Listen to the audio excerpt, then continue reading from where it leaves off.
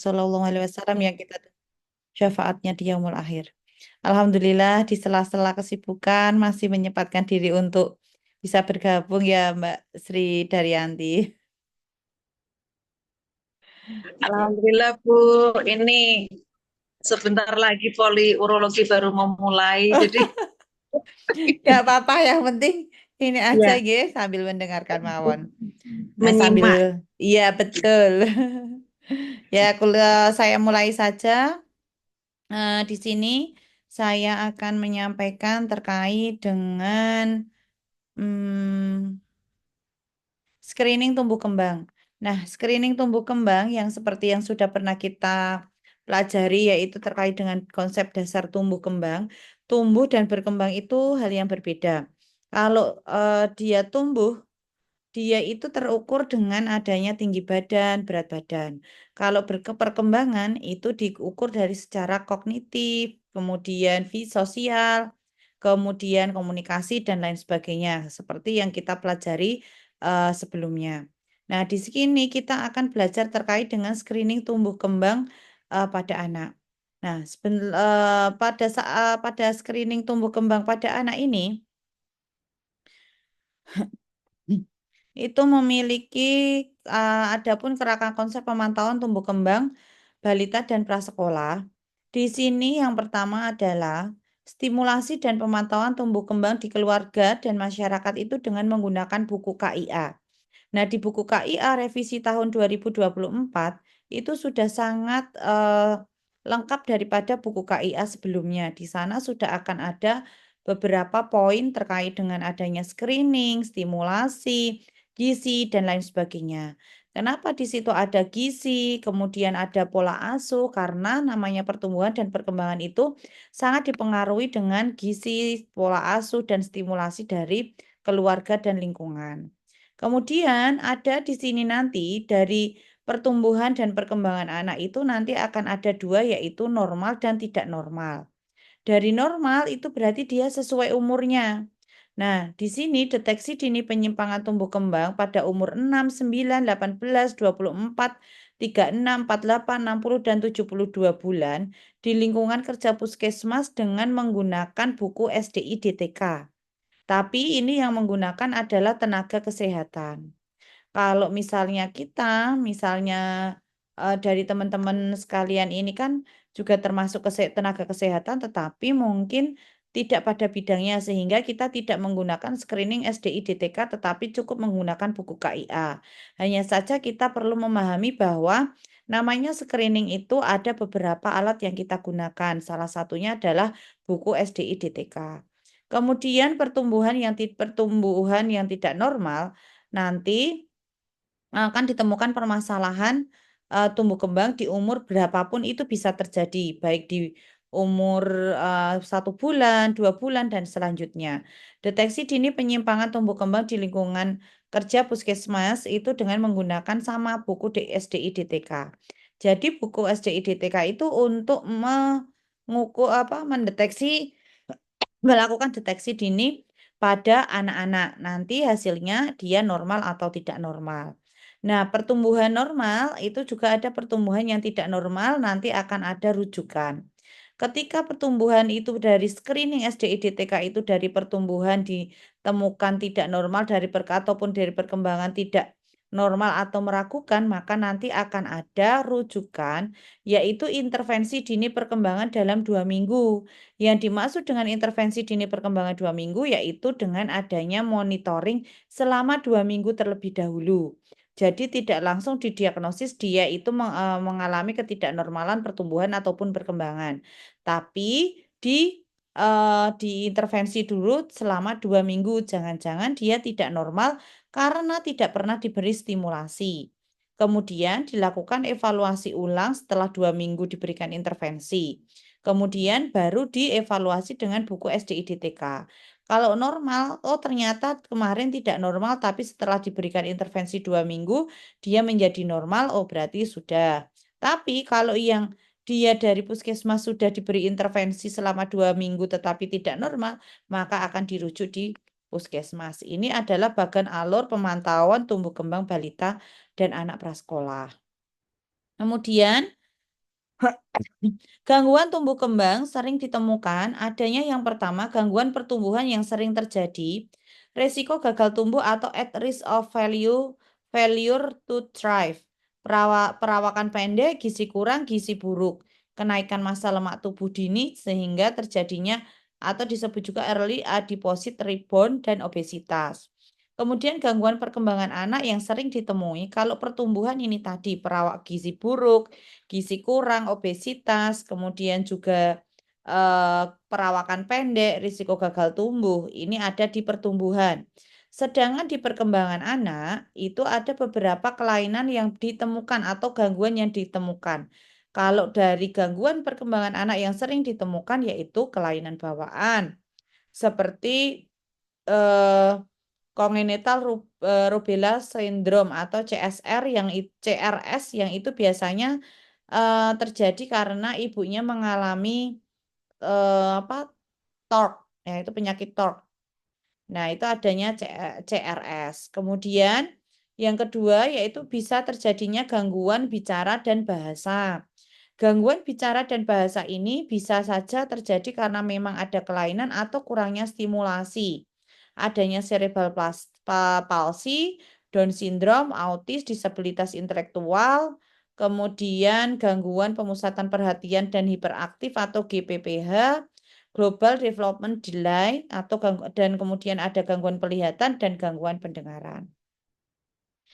Konsep pola asuh pada balita dan anak prasekolah dengan pendekatan nurturing care itu ada 5 berdasarkan WHO, yaitu pemenuhan kesehatan anak, good health, kemudian adekuat nutrisi, pemenuhan gizi, kemudian juga pola asuh, pengasuhan yang responsif, tidak pasif, kemudian terjaminan keamanan dan keselamatan anak, kemudian yaitu memberikan kesempatan belajar sejak dini. Ini adalah konsep pola asuh.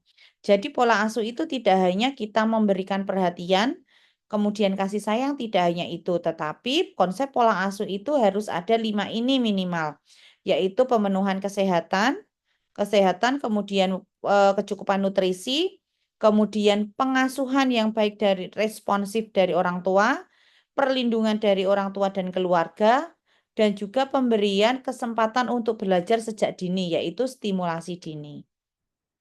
Kemudian pemantauan tumbuh kembang bayi di usia 29 hari dan 3 bulan ini bisa dilihat di buku KIA.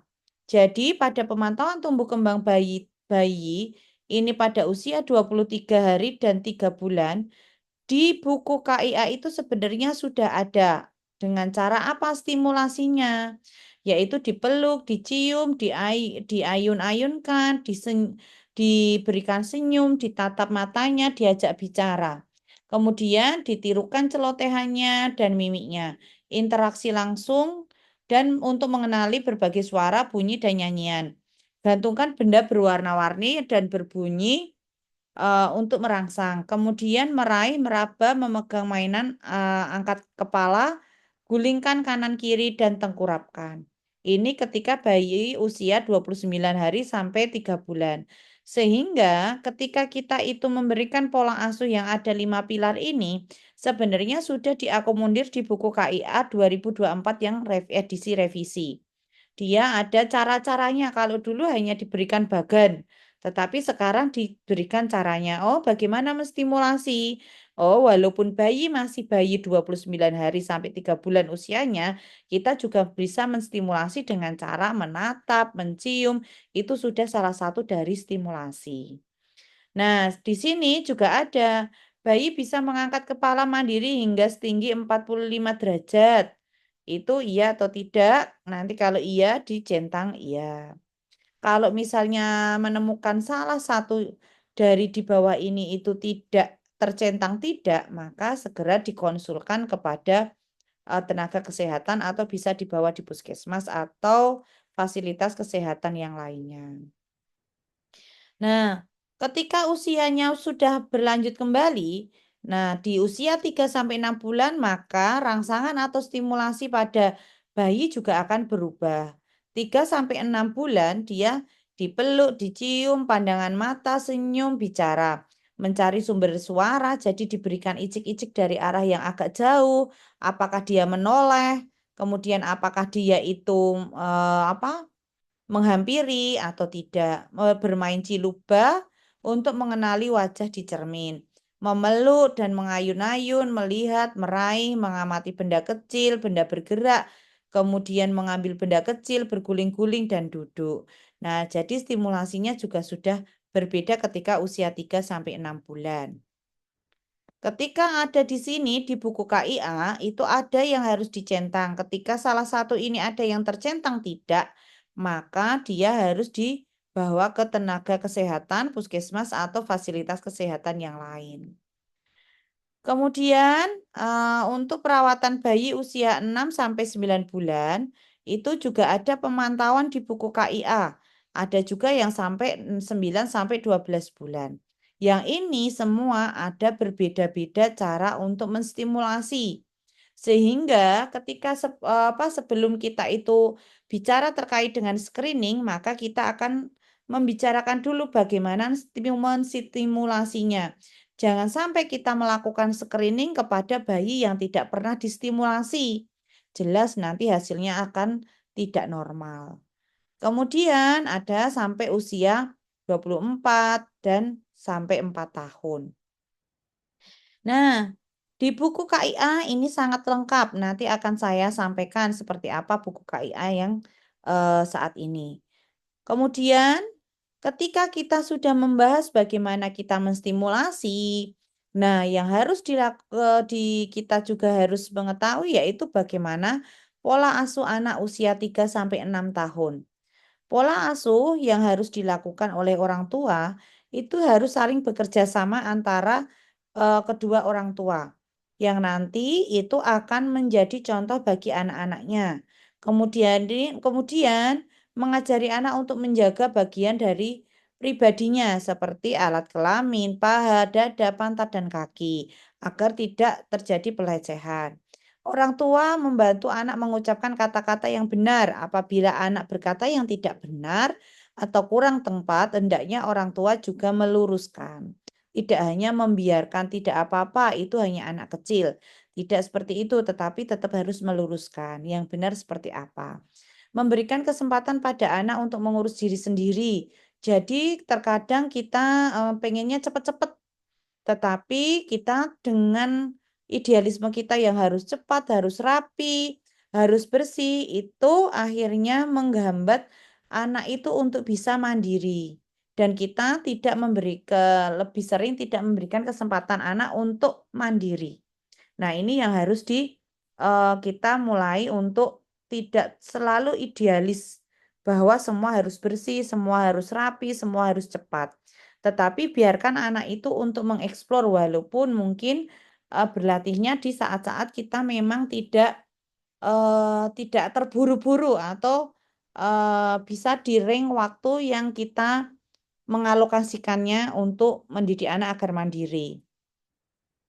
Nah, sebaiknya anak usia 3 sampai 5 tahun itu perlu tidur 10 sampai 13 jam sehari. Hal ini adalah untuk mengoptimalkan tumbuh kembangnya. Kemudian, penggunaan gawai pada anak berusia lebih dari 24 harus dibatasi, yaitu 1 jam per hari. Bahkan kalau di beberapa iklan orang Thailand ya, itu orang anak itu boleh menggunakan gawai itu kalau sudah usia 12 tahun. Kemudian hanya memilih konten program yang berkualitas. Hendaknya dimainkan bersama orang tua, jadi tidak dibiarkan dikasih kemudian ditinggal itu tidak bisa, tidak sebaiknya jangan dilakukan. Karena ketika penggunaan gawai yang berlebih kepada anak tanpa pengawasan, itu bisa saja dia akan muncul hal-hal yang kurang sesuai dengan umurnya, seperti konten yang mungkin saat ini itu sedang marak di konten anak-anak itu juga kadang tersisip konten pornografi dan anak namanya anak di usia masih golden age itu dia akan merekam dengan di alam bawah sadarnya. Jadi suatu saat ketika dia sudah berakal, dia nanti akan timbul dengan sendirinya. Itu yang harus diperhatikan. Sehingga kenapa untuk pengasuhan harus bekerja sama dengan keluarga secara baik-baik. Kalau misalnya dia punya kakak, anak pertama, kemudian ada anak kedua yang masih usianya itu balita, harus diajak kerjasama kakaknya untuk memberikan contoh yang baik. Nah, kemudian ada juga untuk anak 4 sampai 5 tahun dan juga sampai 6 tahun di buku perkembangan di buku KIA. Nah, di sini saat ini buku KIA itu sudah sangat tadi sudah sangat komplit untuk hasilnya ya. Yang sudah sudah direvisi itu sudah sangat bagus sekali. Nah, ada juga di buku KIA itu menjaga kesehatan mental orang tua dalam mengasuh anak. Nah, dalam mengasuh anak ini tidak sekedar mengasuh, tetapi orang tua juga harus sadar batas mana kemampuan orang tua itu mungkin secara tenaga. Apakah dia memang kecapean karena harus bekerja atau mungkin ada hal-hal yang tidak mengenakkan, itu sudah harus dinetralisir terlebih dahulu oleh orang tua sebelum melakukan pengasuhan. Kenapa? Ketika orang tua itu mentalnya tidak bagus, emosinya tidak bagus, kondisi tubuhnya tidak bagus, kemudian dipaksakan untuk tetap mengasuh anak, itu nanti hasilnya juga akan berdampak negatif. Contoh kalau misalnya anak mengajak bermain, gimana Bu? Oh, ketika kita pulang kerja, anak mengajak bermain diberikan pengertian dan pemahaman bahwa orang tua baru pulang kerja. Kalau untuk bermain, nah nanti setelah mandi, kemudian setelah sholat maghrib misalnya, habis itu baru nanti mengaji dan juga bermain. Itu sudah disampaikan kepada anak. Kemudian karena orang tua memiliki peran utama dalam membentuk lingkungan yang sangat dibutuhkan oleh anak dalam tumbuh dan berkembang, maka orang tua harus memiliki kemampuan mengelola kesehatan fisik dan mental seperti yang saya sampaikan tadi. Orang tua yang sehat mental maupun mampu mengatasi stres, memberikan aturan yang jelas pada anak, paham kebutuhan anak, serta mau memperbaiki hubungan kembali setelah melepaskan emosi berlebih. Anak yang dibesarkan oleh orang tua yang sehat mental akan lebih mudah untuk fokus belajar dan berteman. Hal-hal yang perlu dilakukan orang tua yang pertama, bekerja sama tadi seperti saya sampaikan, bekerja sama dalam pengasuhan positif. Kemudian yang harus dilakukan yaitu orang tua menyepakati aturan yang ditetapkan kepada anak. Jadi kedua orang tua yaitu ayah dan ibu harus menetapkan aturan yang kita sepakati bersama. Jangan ayahnya bilang A, ibunya bilang B. Itu nanti akan menimbulkan kebingungan kepada anak. Kemudian mengenali dan mengelola emosi dalam pengasuhan. Memahami dan mengelola stres. Nah, itu tadi. Kemudian dalam menjaga ini tadi adalah bagaimana menjaga kesehatan mental orang tua dalam pengasuhan. Nah, pada saat ini yang sangat marak terjadi itu adalah pelecehan seksual kepada anak, bahkan anak usia balita. Nah, sangat meriskan sekali. Jadi, lindungi anak dari kekerasan fisik, psikis, seksual, dan penelantaran, yaitu dalam bentuk kekerasan seperti mencubit atau memukul, mengejek atau mengancam, melakukan perbuatan cabul terhadap anak, yaitu mempertontonkan aktivitas seksual terhadap anak, tidak memenuhi kebutuhan gizi, kesehatan, dan pendidikan. Nah, di sini terkait dengan melakukan perbuatan cabul terhadap anak itu, salah satunya yaitu mempertontonkan aktivitas seksual, itu kadang terjadi kepada beberapa yang mungkin ekonominya itu di bawah. Kenapa? Karena dia terbatas terkait dengan tempat tinggal. Mungkin dalam satu peta itu dipakai untuk beberapa kakak. Nah, itu kadang juga ada di yang khususnya di perkotaan besar. Bahkan di Jogja itu ada di pinggir-pinggir sungai itu juga banyak yang hanya satu peta itu bahkan satu keluarga itu ada 6 dan hanya satu peta benar-benar satu peta.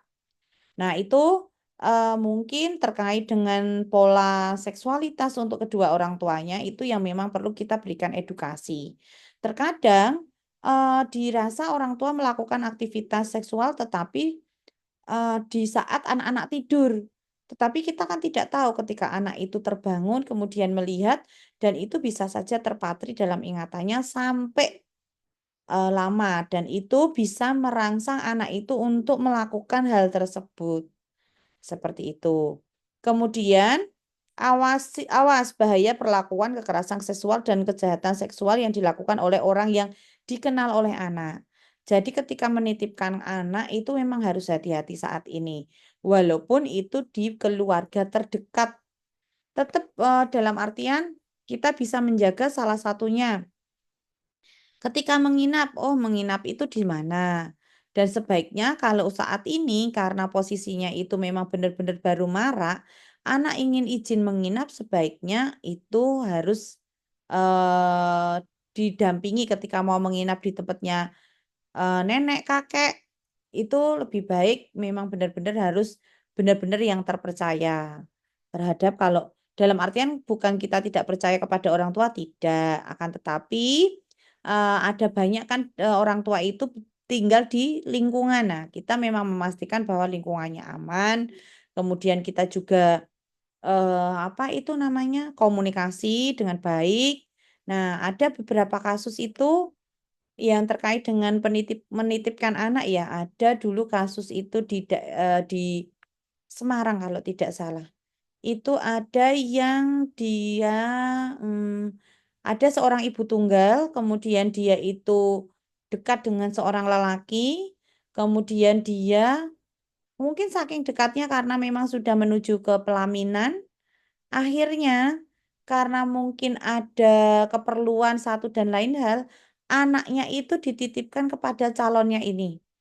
Nah, tetapi ketika menelpon si ibu tunggal ini menelpon anaknya, tidak diberikan, anaknya baru baru main, baru apa. Alasan dari calonnya ini ternyata anaknya sudah dibunuh dulu. Nah, itu belum harus hati-hati karena memang ketika menitipkan anak itu benar harus kita hati-hati sekali. Dan akhirnya bahkan si ibu tunggal ini akhirnya mencari sampai sana tidak menemukan anaknya, akhirnya dibunuh juga dengan oleh calon suaminya. Nah, itu terjadi kejahatan yang seperti itu berarti kita memang harus berhati-hati di zaman saat ini. Mungkin kalau misalnya ada yang ingin ditanyakan, boleh melalui room chat ya. Nah, di sini ada beberapa tabel. Tadi kita sudah bicara bagaimana stimulasi kepada anak, kemudian bagaimana kita bisa untuk menggunakan dan stimulasi itu kita bisa memberikan edukasi kepada masyarakat keluarga bahwa kita bisa melakukan stimulasi dan memiliki buku KIA itu harus dibaca karena di situ ada beberapa yang bisa kita baca dan kita implementasikan untuk menstimulasi anak-anak.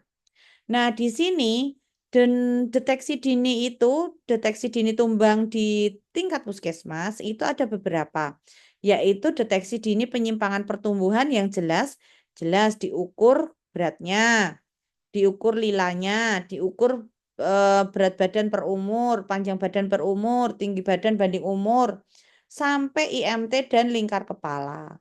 Kemudian kalau terkait dengan penyimpangan perkembangan ada beberapa apa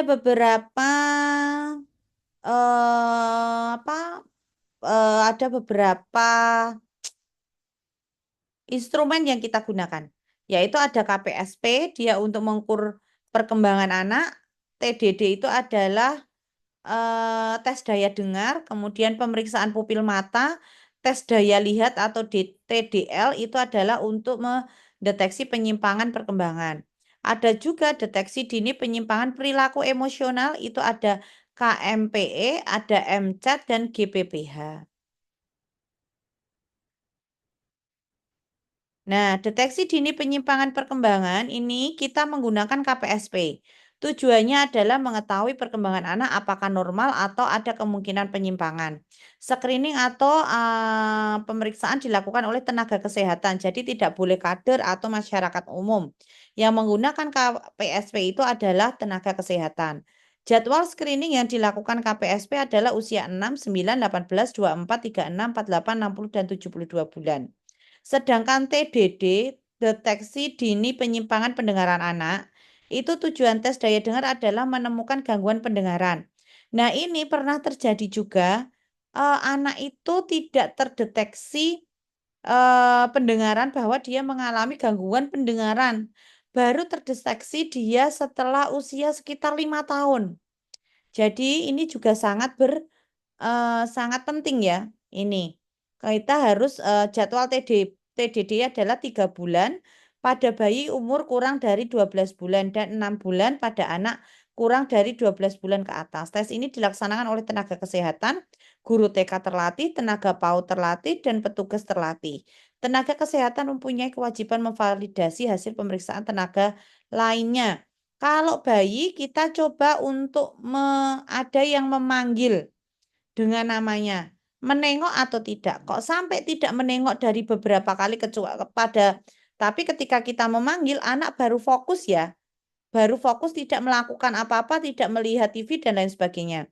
Ketika dipanggil kok tidak menengok padahal dia tidak sedang fokus melihat sesuatu, itu berarti kita harus curiga. Nah, itu nanti diulang lagi. Kalau sudah sampai beberapa kali pengulangan kok dia tetap tidak mau menengok dengan apa? Dengan panggilan dari sumber tidak menengok ke sumber pemanggil. Nah, itu berarti harus hati-hati. Nah, di sini ada deteksi dini penyimpangan perkembangan terkait dengan pemeriksaan pupil putih. Jadi ada di sini tes refleks merah dengan hasil normal. Tes refleks merah dengan hasil abnormal itu seperti ini. Ini yang melakukan adalah dokter. Nah, tes ini dilakukan oleh dokter umum menggunakan funduskopi atau oftalmoskopi direct. Dilakukan pada usia 0 sampai 3 bulan, dilanjutkan 6, 9, 18, 24, dan 36 bulan.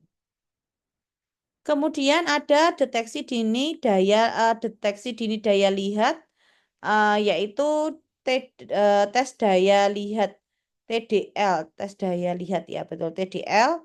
Tujuan tes daya lihat adalah mendeteksi secara dini kelainan daya lihat. Tes daya lihat dilakukan mulai umur lebih dari 36 bulan dan diulang 6 bulan berikutnya. Jadi ketika usia anak 3 tahun. Kemudian dilakukan sampai usia 72 bulan. Tes dilakukan oleh tenaga kesehatan dengan menggunakan huruf E seperti ini. Terus, sedangkan deteksi dini penyimpangan perilaku emosional itu ada beberapa dilakukan tes yaitu KMPE, gangguan emosional, hanya sekedar emosi saja. Kalau MCAT itu adalah mengarah ke autis. Kalau tes GPPH yaitu gangguan hiperaktif. Kalau anak benar-benar tidak bisa diam. Jadi kalau anak kecil itu memang benar banyak sekali geraknya ya, sampai kemana-mana kemana. Tetapi yang dinamakan GPPH adalah ketika dia itu tidak bisa duduk fokus. Contoh dia tidak bisa tenang ketika melihat TV. Dia tidak bisa fokus dengan satu hal, jadi harus gerak terus.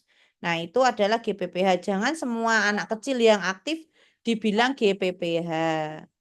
Kemudian, ini adalah KMPE. Ada interpretasinya adalah normal, kemudian ada yang apa? Mengalami masalah gangguan emosional, meragukan, dan ada yang memang terdeteksi mengalami gangguan emosional. Jika pada kuesioner KMPE ada jawaban ya satu, itu berarti meragukan. Kemudian kalau jawaban dua, oh jelas anak itu memiliki gangguan eh, emosional. Kemudian kalau yang MCAT untuk autism, itu juga ada tabelnya. Itu biar ada di buku SDI-DTK. Ada hanya dua, normal dan beresiko untuk autism.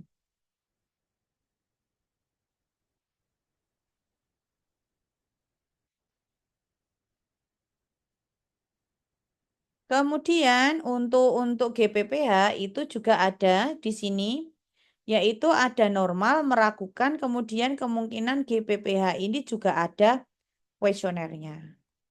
Nah, saya perlihatkan terkait dengan buku KIA.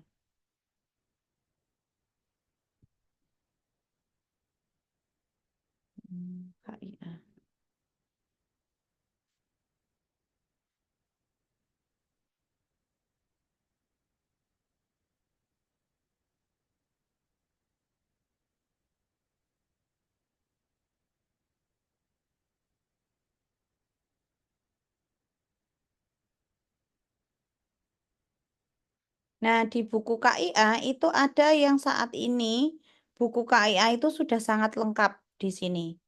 Nah, ada seperti ini buku KIA-nya. Di sini ketika kita bilang terkait dengan tumbuh kembang, itu ada di bagian sini. Nah, nanti bisa dilihat bagaimana untuk MPASI-nya, kemudian bagaimana stimulasinya, kemudian kapan kita harus ke tenaga kesehatan. Nah, terus ada lagi terkait buku SDI-DTK. Sebentar. Hmm, buku SDI-DTK.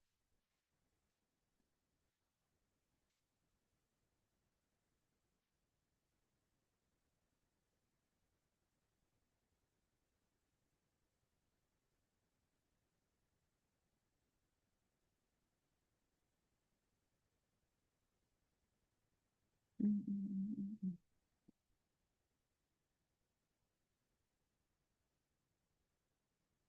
Oh, SDI-DTK. Bentar.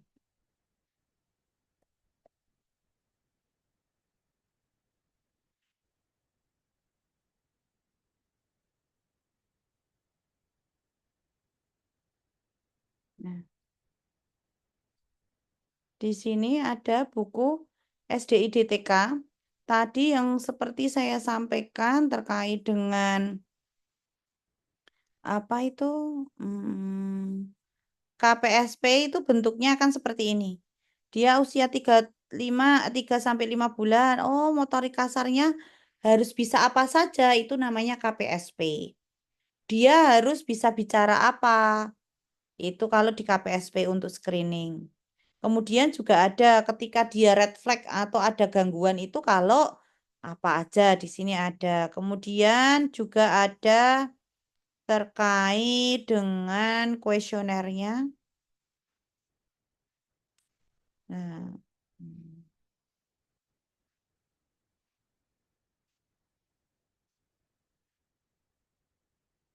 kuesioner. Nah, ini kuesioner. Ini kuesioner KPSP-nya tadi sudah kita lihat.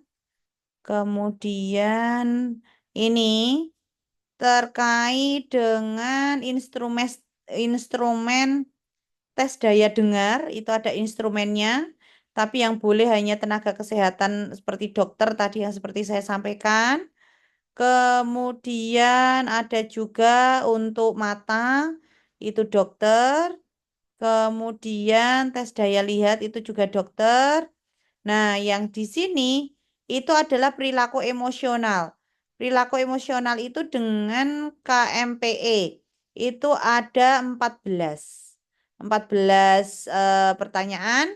Kemudian kalau terkait dengan MCAT untuk autis itu ada 20.